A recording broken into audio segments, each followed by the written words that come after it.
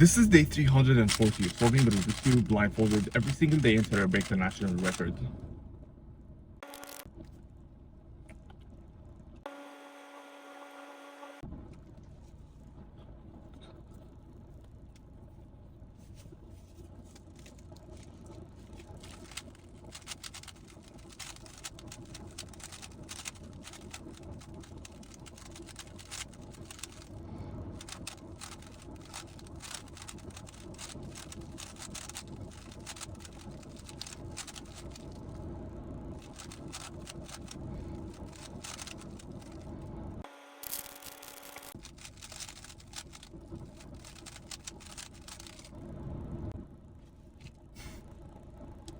If only I didn't forget my blindfold, that could have been like a sub 110. I'm not sure.